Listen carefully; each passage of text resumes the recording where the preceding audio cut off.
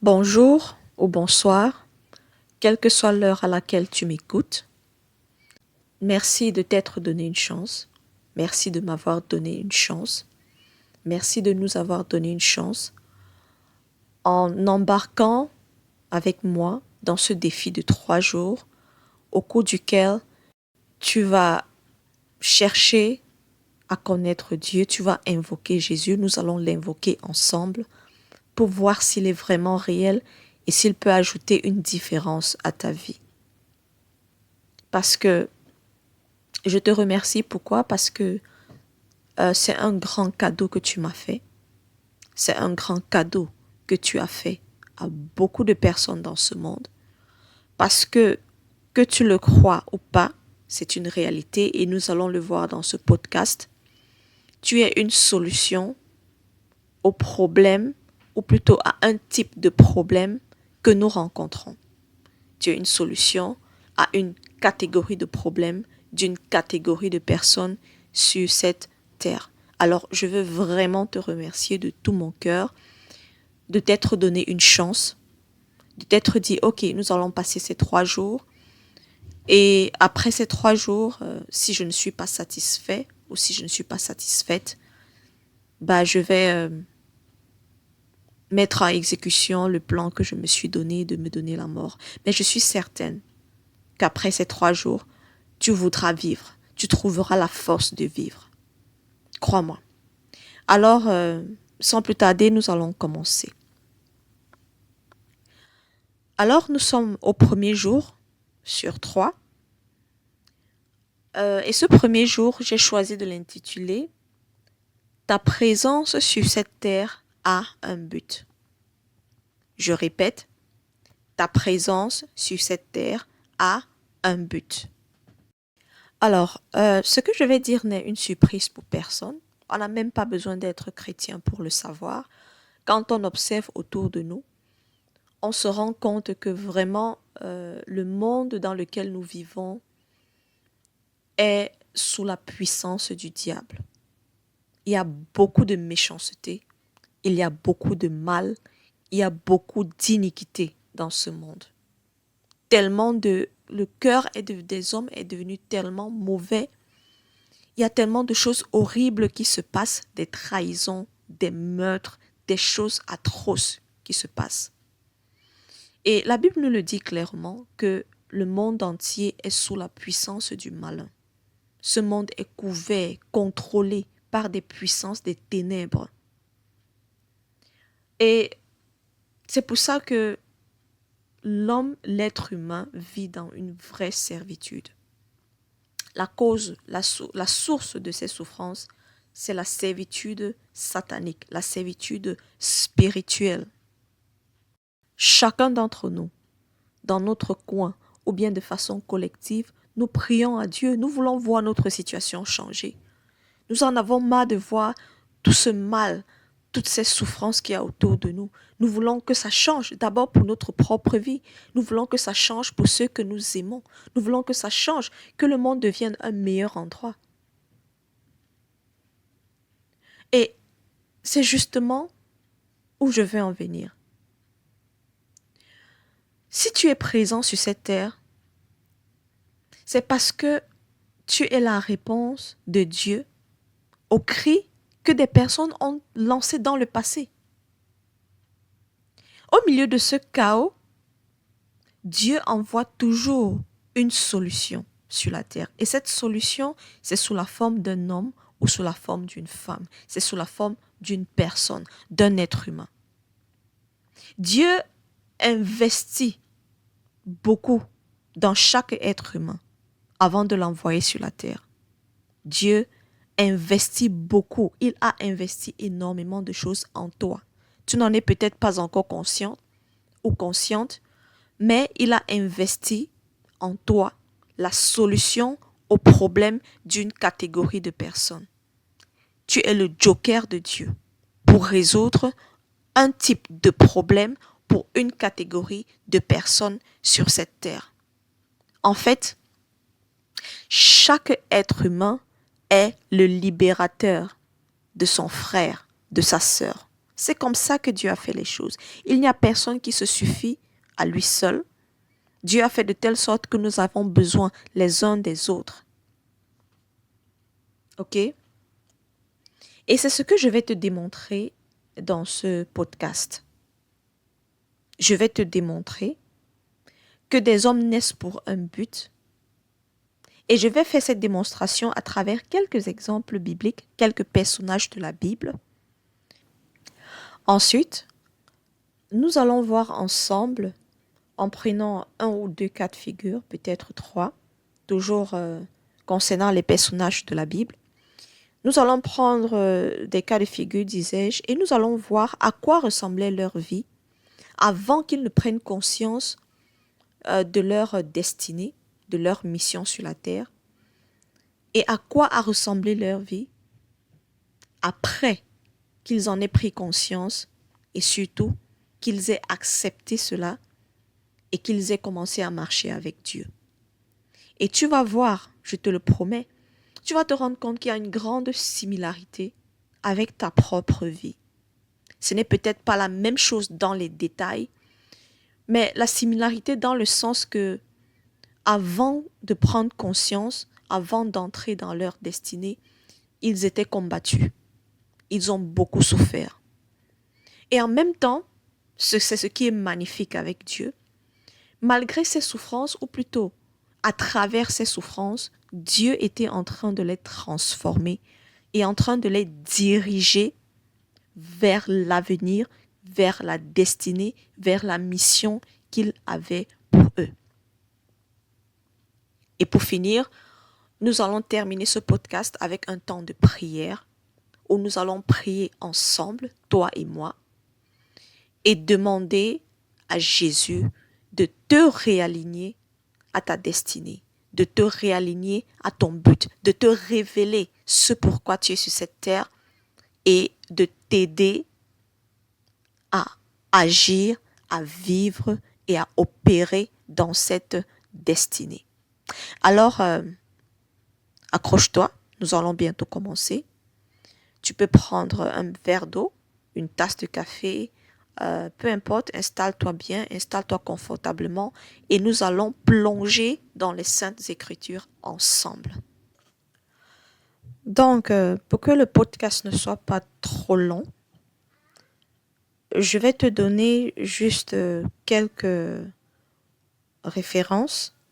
Je vais lire du texte parfois quand ce sera nécessaire, mais pour la plupart du temps, je vais te donner des références que tu pourras toi-même aller chercher. Tu pourras lire dans la Bible, tu pourras taper les extraits sur Google et tu pourras les lire. OK? Voilà.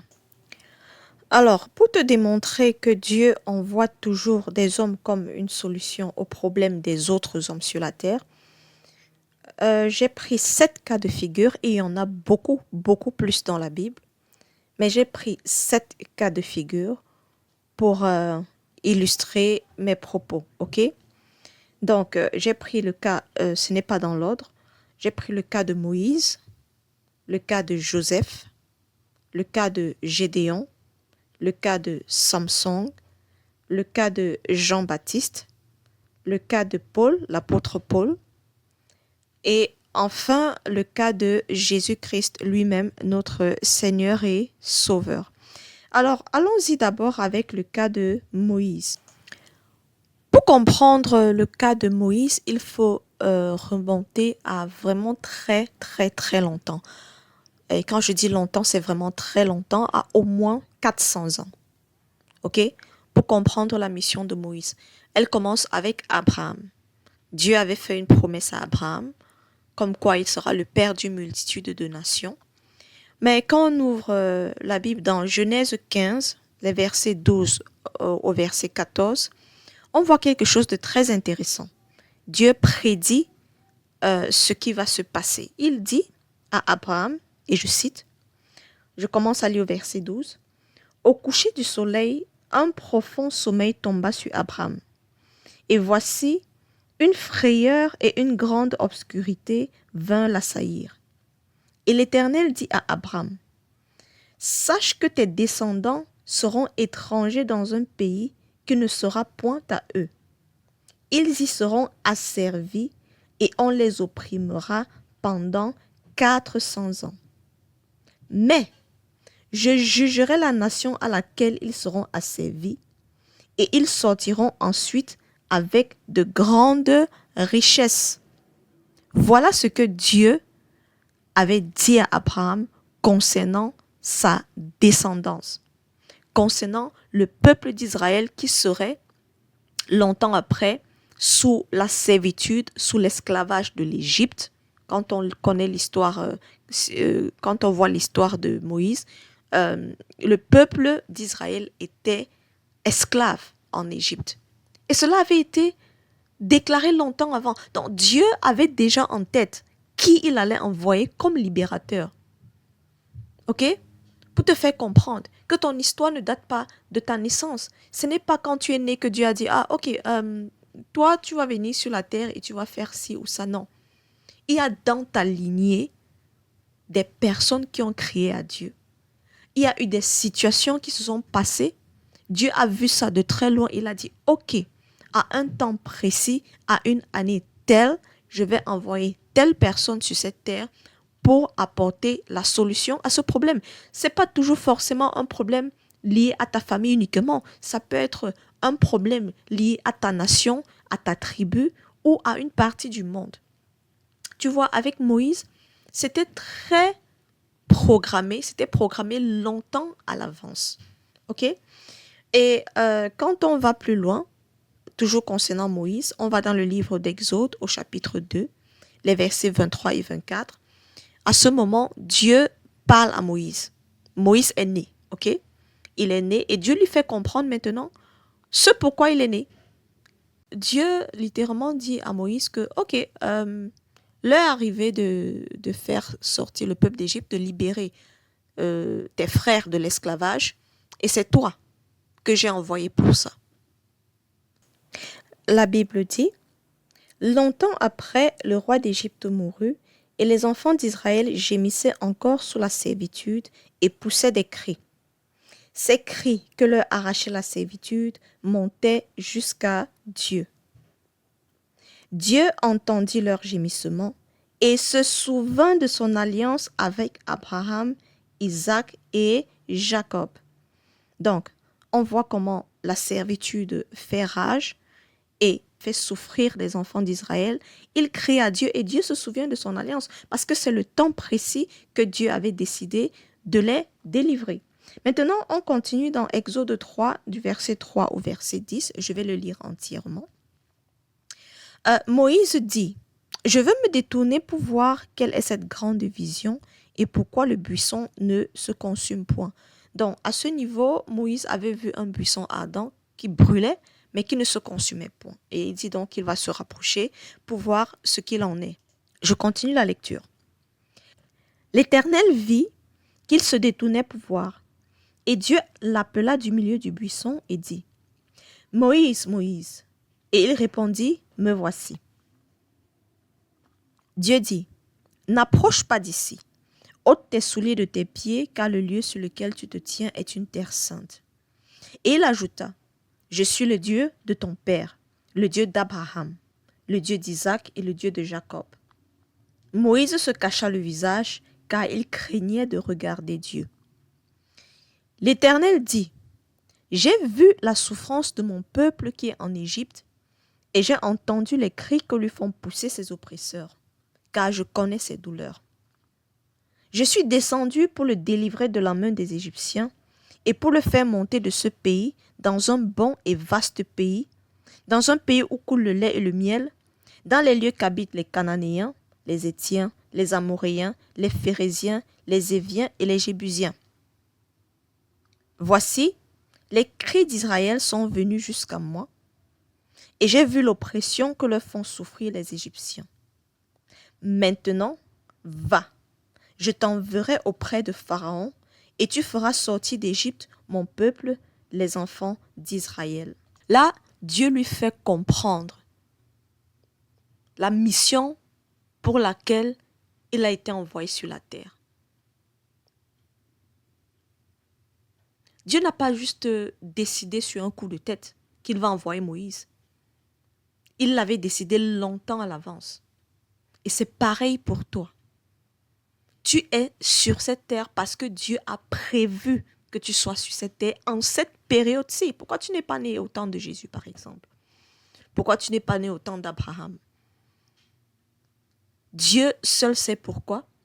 Mais ce que je veux te faire comprendre, c'est que ta présence est voulue, est désirée sur cette terre et tu es la solution de Dieu au problème comme Moïse. On va prendre un autre cas de figure, c'est Joseph. Joseph, nous pouvons lire son histoire à partir de Genèse chapitre 37. Je t'invite à prendre du temps pour lire son histoire. Elle est très intéressante, plein de rebondissements. Mais lui, au départ, avant de vivre tout ce qu'il a vécu, il a su également, il n'a pas su, mais Dieu lui a montré à travers un rêve qui il serait. Il ne comprenait peut-être pas exactement au départ, mais son père Jacob avait compris. Et là aussi, il était une solution de Dieu à un problème qui aurait lieu dans le futur. Si Joseph n'était pas né et s'il n'était pas passé par toutes les étapes qu'il a traversées, il n'aurait pas pu sauver sa famille. L'État d'Israël, ou plutôt la nation d'Israël qu'on connaît aujourd'hui, n'aurait jamais existé. Okay? Parce qu'ils seraient tous morts de faim dans le désert, en fait. Ils seraient tous morts de faim. Donc, Joseph également était une solution de Dieu à un problème qui aurait lieu dans le futur. Ensuite, on va prendre un autre cas très intéressant que j'aime particulièrement. Je suis sûre que tu vas te reconnaître dedans. C'est le cas de Gédéon. Alors, Gédéon, c'était un juge en Israël. Tu peux lire son histoire à partir du livre de Juges au chapitre 6. Ok. Gédéon est né dans un contexte où il y avait des ennemis du peuple d'Israël qui leur faisaient vraiment de la misère. C'est-à-dire, ils semaient dans leurs champs, mais au moment de récolter, leurs ennemis venaient et détruisaient toutes les récoltes. Ok? C'est un peu comme toi, tu peux travailler, tu travailles dur, tu travailles avec acharnement, mais au moment de jouir du fruit de ton travail, il n'y a rien. Il n'y a absolument rien. Tu travailles dur, on ne te paye pas. Tu travailles dur, tu montes un business, mais à la fin, ça ne donne absolument rien. Tu étudies fort à l'école, mais tu ne réussis pas. C'est pas que tu es paresseux ou paresseuse, non, mais ça ne donne pas. Parce qu'il y a des ennemis, les Madianites. Il y a des Madianites qui étaient là et qui attendaient juste de détruire le fruit du travail des Israélites, qui mangeaient les récoltes, qui détruisaient les récoltes. Alors, Gédéon, lui, se trouve dans une situation où il est dans une famille qui est la plus petite, la plus pauvre, la plus méprisée. Et lui-même, dans sa famille, il est le plus petit de la famille, le plus méprisé également de sa famille. Et dans une situation, dans ce contexte, ce chaos total où son pays est dans une souffrance incroyable, dans une oppression incroyable, Dieu lui apparaît. Un ange de Dieu lui apparaît et l'appelle vaillant héros. J'adore cette histoire. Il l'appelle vaillant héros, vaillant guerrier. Mais Gédéon se dit, mais attends, est-ce que tu sais de qui tu parles là? Ma famille est la plus méprisée et moi-même, je suis le plus petit de ma famille. Comment tu me dis, tu m'appelles vaillant héros et comment est-ce que tu peux me dire que c'est moi qui vais délivrer ce peuple? C'est incroyable. C'est magnifique cette histoire.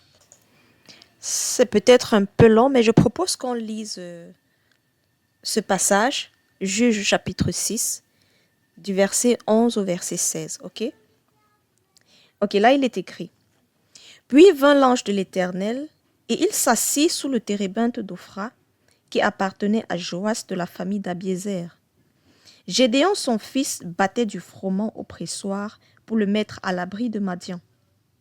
L'ange de l'Éternel lui apparut et lui dit, « L'Éternel est avec toi, vaillant héros. » Gédéon lui dit, « Ah, mon Seigneur, si l'Éternel est avec nous, pourquoi toutes ces choses nous sont-elles arrivées?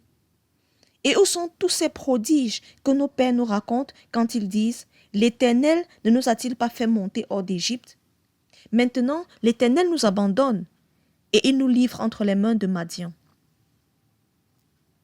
L'Éternel se tourna vers lui et dit « Va avec cette force que tu as et délivre Israël de la main de Madian.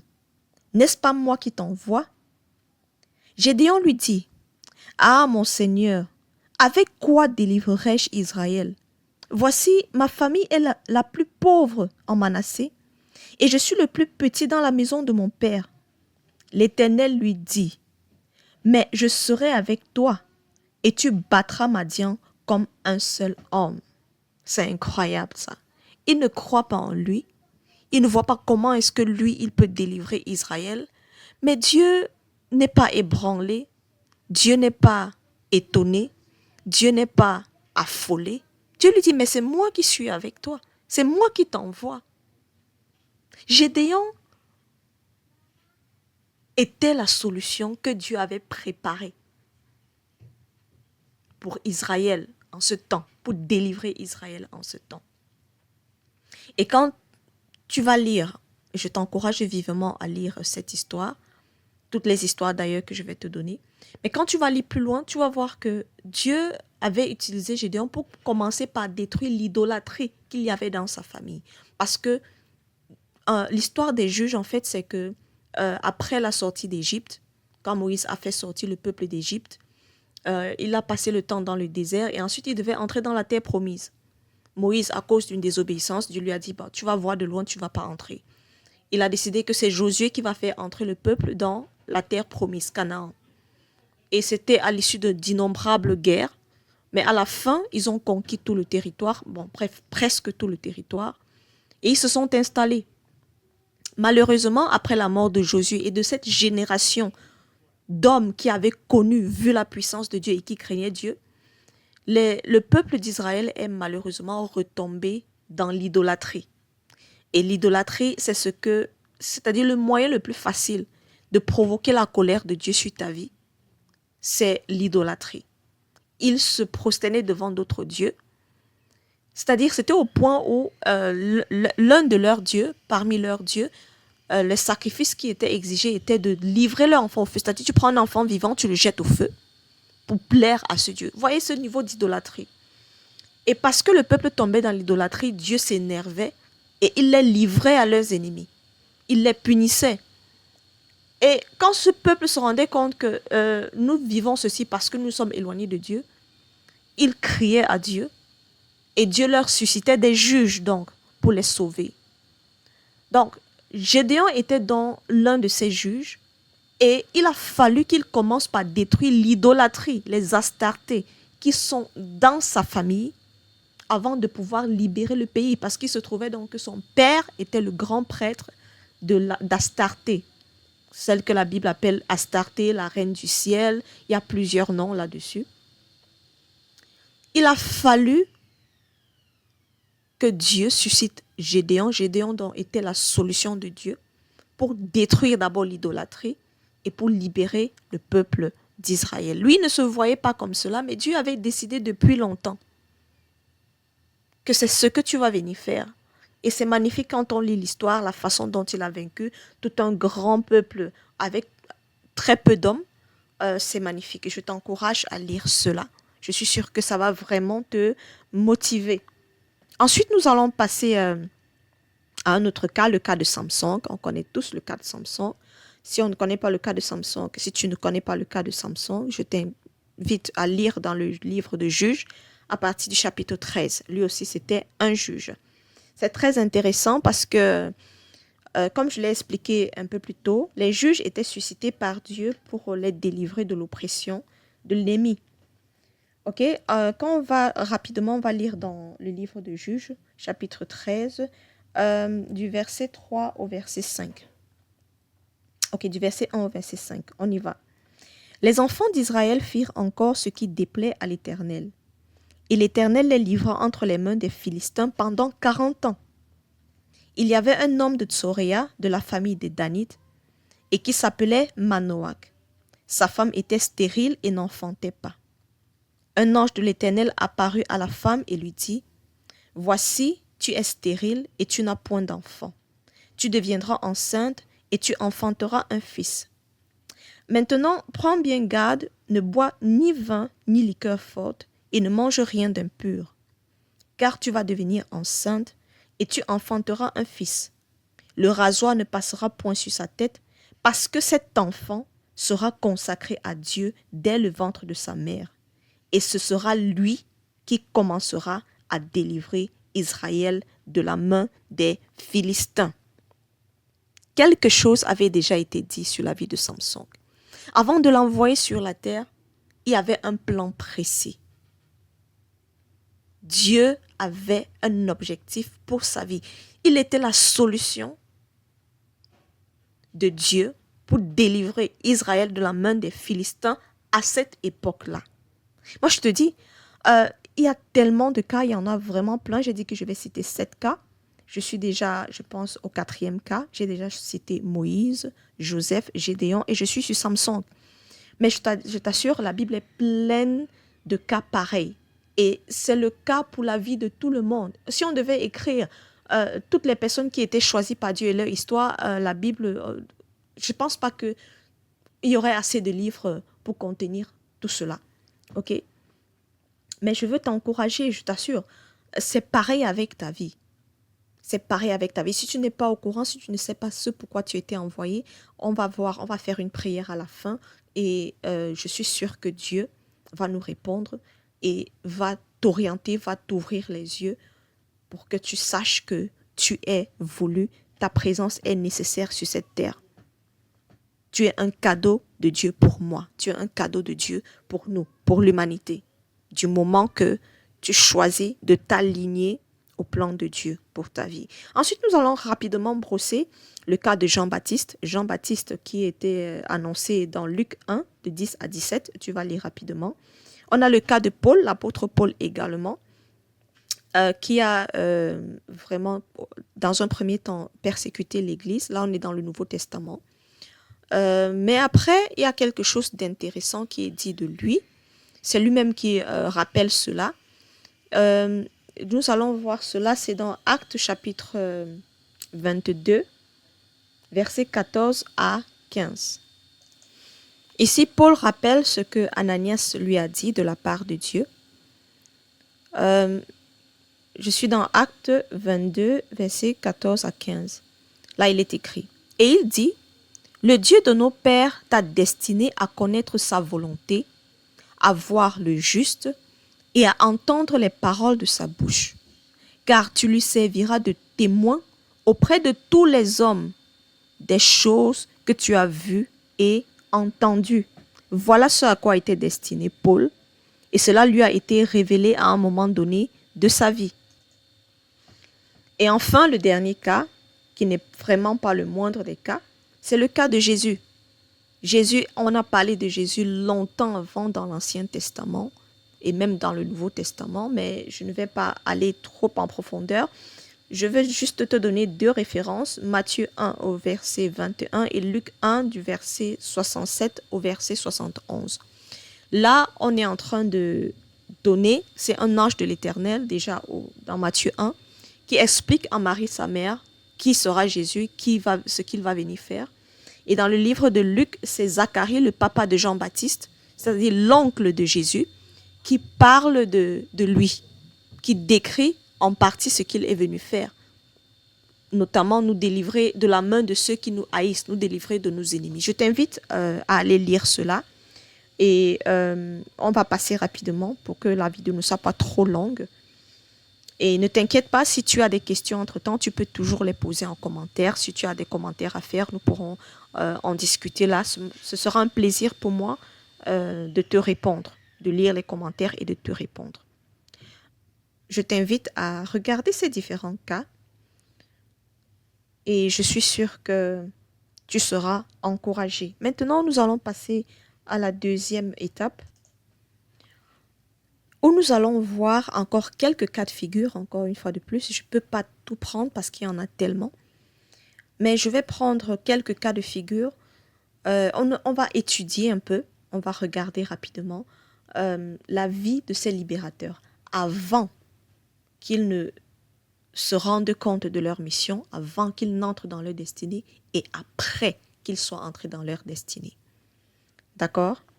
Je vais prendre un cas que je n'ai pas encore cité, que je n'ai pas cité précédemment. C'est le cas de Jacob. Jacob, c'est à travers lui que les 12 tribus d'Israël ont été créées. C'est à travers lui que la nation d'Israël existe, littéralement. Ok? C'est lui le fils de la promesse. Et cela a été dit de lui longtemps à l'avance. Ok? Voilà.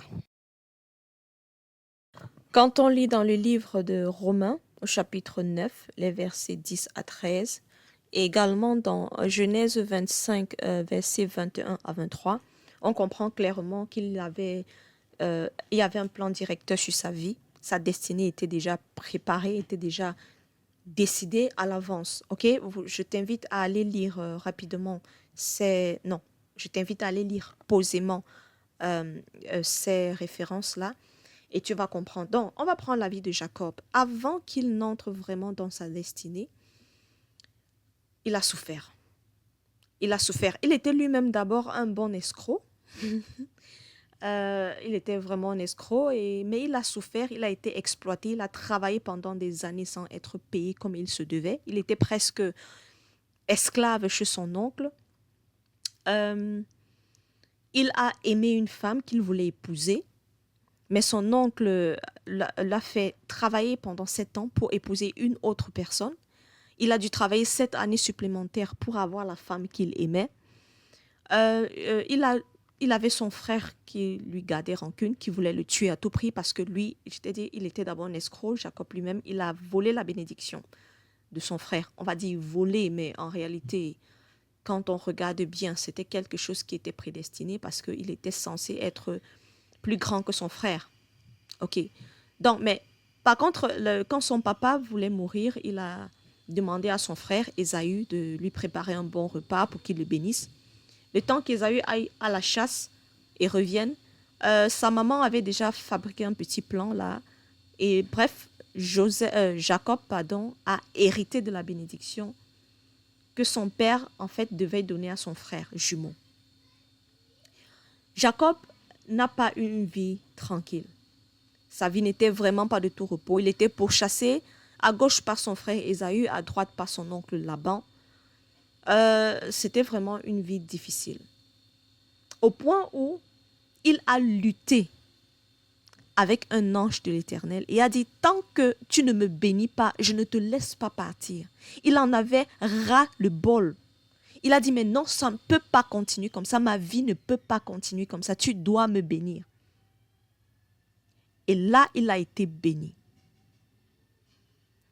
Et sa vie après n'était plus la même, carrément pas. Je t'invite à lire l'histoire de Jacob dans le livre de Genèse à partir du chapitre 27. Prends ton temps et lis l'histoire et je suis sûre que tu vas être béni. Tu vas comprendre beaucoup de choses précieuses qui vont vraiment t'aider et te réconforter aussi. Ensuite, la prochaine personne dont je voudrais qu'on parle du cas avant qu'il ne prenne conscience de sa destinée ou bien avant qu'il n'entre dans sa destinée et après, c'est David, le roi David. Saül, le roi d'Israël, avait désobéi à Dieu et Dieu l'a désavoué et il a choisi David à la place. Mais est-ce que tu sais que entre le temps où il a été oint roi d'Israël et le temps où il est effectivement devenu roi d'Israël, il y a eu au moins une décennie, c'est-à-dire au moins 10 ans. Je crois que c'était environ 15 ans. Mais pendant ce temps, c'est-à-dire entre l'instant où il a connu sa destinée et l'instant où il est entré dans sa destinée, sa vie n'était vraiment pas de tout repos. Pour comprendre ça, il suffit de lire les psaumes de David. C'était un poète, c'était un roi, un prophète et un poète. Il écrivait beaucoup. Ce qu'il traversait, c'était à peu près comme un journal. une prière et un journal en même temps. Mais David a vécu des choses incroyables avant même qu'il ne soit un roi. Pour t'expliquer à quel point il était rejeté, n'était même pas considéré. Quand Dieu a dit à Samuel qu'il a rejeté Saül, et il a dit, va dans la maison d'Isaïe, ou Jessé, c'est le nom du papa de Daniel, Isaïe, ou encore Jessé, l'un de ces deux noms. Il dit, va dans la maison d'Isaïe, c'est là que se trouve le futur roi d'Israël. Samuel, tout content, il descend, il va chez Isaïe, et il dit, ok, amène-moi tous tes fils. Parmi eux, il y a un roi que Dieu a désigné. Est-ce que tu te rends compte que Isaïe a rassemblé tous ses fils, mais il n'a pas pensé à appeler David? Est-ce que tu réalises quand même à quel point ça fait mal pour David? Il est un garçon, il est un homme, et Dieu a clairement décidé de choisir le futur roi d'Israël parmi les garçons de la famille. Et quand on fait la réunion familiale, on ne l'invite pas. C'est incroyable. Mais ce qui est magnifique, c'est que les hommes ne le croyaient pas, les hommes ne le voyaient pas, les hommes ne le considéraient pas, mais Dieu l'avait déjà choisi au départ. Je ne sais pas à quel point tu te sens rejeté, je ne sais pas à quel point tu te sens méprisé, je ne sais pas à quel point tu as été mis à côté, mais sache-le, Dieu te connaît, Dieu te voit, Dieu t'a envoyé exprès sur cette terre pour résoudre un problème. Il a investi en toi et il croit en toi. Il s'attend à ce que tu produises des fruits. Donc ne te décourage pas, s'il te plaît. Avec ces cas que j'ai cités, ne te décourage pas. Même si les choses semblent ne pas avoir de sens, même si ta vie semble n'avoir aucun sens, détrompe-toi. Ça a un sens. Joseph, avant de devenir premier ministre d'Égypte, entre le temps où Dieu lui a révélé sa destinée et le temps où il est entré, il a subi des injustices, des souffrances, des fausses accusations, des trahisons, bref, des douleurs pas possibles. Je suis sûre qu'à un moment donné, il a préféré la mort à la vie. Il a pensé au suicide également. Je suis persuadée de cela. Parlant de suicide, ça me vient à l'esprit à l'instant. Job, l'histoire de Job. Il souffrait tellement, des choses s'abattaient tellement sur lui. Il sait au fond qu'il n'a fait aucun mal à personne. Il craint Dieu, il aime Dieu, il fait du bien à tout le monde. Mais tout s'abat sur lui, tous ses fléaux, tous ses malheurs, toutes ses souffrances. À un moment donné, il a maudit le jour de sa naissance. Il a dit, mais pourquoi je suis en vie? Pourquoi est-ce que je suis né? Qu'est-ce que je fais sur cette terre? Mais il ne savait pas ce qui se passait dans le monde spirituel le concernant. Il était aimé par Dieu. Il était envoyé par Dieu sur cette terre. Il soutenait les hommes. Il aidait des personnes. Si tu lis le livre de Job, tu vas te rendre compte de ça, qui il était réellement. Donc, avec tout ce que nous venons de voir, comprends que ton cas n'est pas différent des leurs, dans ce sens que tu n'es pas venu sur la terre par hasard. Il y a une mission pour laquelle Dieu t'a envoyé sur cette terre. Prends courage. Demande à Dieu de te révéler le pourquoi de ta présence sur cette terre. De te révéler le pourquoi de ta présence sur cette terre. Et aussi et surtout de t'aligner à cette mission, de t'aligner à sa volonté parfaite pour toi sur cette terre. Ta vie ne sera plus la même, je te le garantis. Alors, si c'est ce que tu veux, eh bien, je t'invite d'abord, comme première étape, à donner ton cœur à Jésus, à te repentir de tous tes péchés, lui demander de te pardonner et décider qu'à partir de maintenant, il sera ton Seigneur et ton Sauveur. Si tu es prêt, allons-y ensemble et prions. Répète après moi cette prière. Seigneur Jésus, je te remercie d'être mort et d'être ressuscité pour moi. Je prends conscience qu'aujourd'hui, je suis un pécheur et je ne peux rien sans toi. J'ai besoin de toi dans ma vie. Je t'accepte comme mon Seigneur et mon Sauveur. Entre dans ma vie et fais-en ce que tu veux. Je suis maintenant ton enfant et à partir de maintenant, je m'engage à te suivre, à marcher dans tes voies et à m'attendre à toi entièrement. Merci pour ta bonté dans ma vie. Merci pour ton amour. Merci pour ta fidélité. Au nom de Jésus, j'ai prié. Amen. Félicitations pour cette prière. Tu es désormais un enfant de Dieu. Nous allons donc maintenant prier. Nous avons 3 sujets de prière avant de conclure. Le premier sujet va consister à demander à Dieu de te révéler ta mission sur la terre. Le deuxième sujet de prière consistera à demander à Dieu de t'aligner sur sa volonté parfaite pour ta vie. Et le dernier sujet, nous allons prier contre tout esprit de suicide, contre toute oppression diabolique dans tes pensées et dans ta vie. Alors, accroche-toi et allons-y. Premier sujet de prière.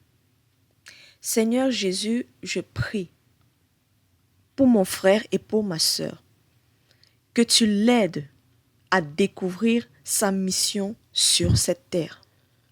Merci de l'avoir convaincu qu'il ou elle n'est pas sur cette terre par hasard. Maintenant, Père, je te demande de le lui révéler, que ce soit par les rêves, que ce soit par des visions, que ce soit par des personnes interposées, que ce soit par une révélation personnelle. Révèle-lui sa mission sur cette terre, au nom puissant de Jésus. Révèle-lui d'une manière qu'il ou elle ne pourra pas douter. Père, je te rends grâce pour ce que tu exauces cette prière au nom de Jésus. Amen. Deuxième sujet de prière. Père de gloire, je prie maintenant que tu alignes mon frère, ma sœur, à son plan parfait, à ton plan parfait pour sa vie, à ta volonté parfaite pour ta vie, Seigneur Jésus. Je te remercie de ce que c'est exactement ce que tu veux. Quand elle ou quand il sera aligné à ta volonté parfaite, il n'aura plus cette impression d'errer, il n'aura plus cette impression d'inadéquation, il n'aura plus cette impression de perdre son temps sur cette terre. Je prie maintenant que tu l'alignes à ton plan parfait pour lui ou pour elle. Au nom de Jésus, je te remercie de ta fidélité, Père. Amen. Troisième sujet de prière. Seigneur, au nom de Jésus, je viens contre tout esprit de suicide qui opprime mon frère ou ma sœur. Toutes les pensées négatives, toutes les idées noires, tous les nuages noirs qui le suivent ou qui la suivent, où qu'il aille ou qu'elle aille, au nom de Jésus, que ces nuages soient dissipés par la lumière de Christ. Je lis tout esprit de suicide et je le chasse loin de lui, loin d'elle, au nom puissant de Jésus. Toute oppression satanique dans ses pensées, dans ses émotions, toute manipulation diabolique dans ses pensées pour le pousser ou la pousser à penser qu'il ou elle est inutile dans ce monde, il ou elle n'a rien à faire dans ce monde. Au nom de Jésus, je mets fin maintenant à ces manipulations. Je réduis au silence toutes les voix maléfiques qui parlent contre lui, qui parlent contre elle, au nom puissant de Jésus. Toutes les marques des ténèbres placées sur lui ou sur elle pour qu'elle meure, pour qu'elle soit sacrifiée, au nom de Jésus, j'annule, je les efface par le sang de Jésus. Père, ce sont tes enfants, ils appartiennent à ta famille maintenant. Tous ceux qui t'appartiennent, Seigneur, ne pourront être détruits par les œuvres des ténèbres. Je me lève contre toute main méchante, contre toute main noire qui est appesantie sur leur vie et je la brise au nom de Jésus-Christ de Nazareth. Père, nous te rendons grâce. Merci parce que tu nous exauces, Seigneur. Au nom de Jésus-Christ, nous avons prié. Amen. Félicitations. Non seulement tu es devenu enfant de Dieu maintenant, mais aussi Dieu va commencer le processus de réalignement à ta destinée. Je te remercie une fois de plus de m'avoir fait confiance et de m'avoir fait ce cadeau, de nous avoir fait ce cadeau. Et nous allons continuer la prochaine fois, le jour numéro 2. Et le jour numéro 2, nous allons aborder le thème de l'étoile, des étoiles, ok? Nous allons aller un peu plus en profondeur. Je ne vais pas m'étaler là-dessus maintenant. Je vais juste te faire savoir quelle est la prochaine étape. Donc, réécoute ce podcast, s'il te plaît.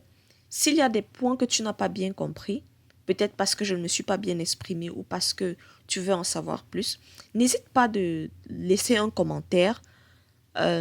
N'hésite pas également de t'abonner, de liker, de partager pour agrandir la communauté. Je suis sûre que ça va aider plusieurs personnes, peut-être même pas en cette année, peut-être pas à l'instant où tu l'entends, mais tu ne sais jamais qui à un moment donné de sa vie aura besoin d'entendre cela. Je te remercie et à la prochaine étape, le prochain jour, le jour numéro 2. En attendant, sois béni, sois protégé et sache que tu es le cadeau de Dieu pour nous sur cette terre. Ciao. Maybe for this life I go find my way. Blessings on my head every night and day. Pray to Baba God, now in hand I day. No matter the condition, I know go straight. Maybe for this life I go reach my peak. Even when it's tough, I go stay unique. Pray to Baba God, make my path complete. Make my hustle pay, make I see the peak. Tell anybody, say my time go come. No matter the struggle, I go overcome. With determination, I go run my run. Baba God don't promise, say my joy go long. Maybe for this life, I go to shine bright. Even through the dark, I go hold my light. Pray to Baba God, make it show me right. Blessings go to flow day and night. Tell somebody, anybody, say I know go tire. Every step I take, every sign I face, now God be my desire. Through the ups and downs, through your love and glory, I go to climb higher.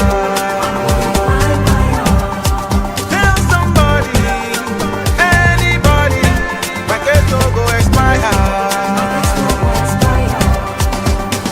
Maybe for this life I go build my name. Through the rise and fall I go play the game. Pray to Baba God, may He clear my shame. Put me for the front, make them see my flame. Maybe for this life I go find my peace. Hustle every day, make the stress decrease. Pray to Baba God, make my joy increase. Today and forever, that is my decree. Tell everybody, say I know go fear. Even when it's hard, I go still stand clear. With my heart of gold, I go persevere. Baba got the guide, I know this tear. Maybe for this life I go see breakthrough. Even when it's dark, make it light my view. Pray to Baba God for the morning dew. Blessing multiply, no be few. Tell somebody.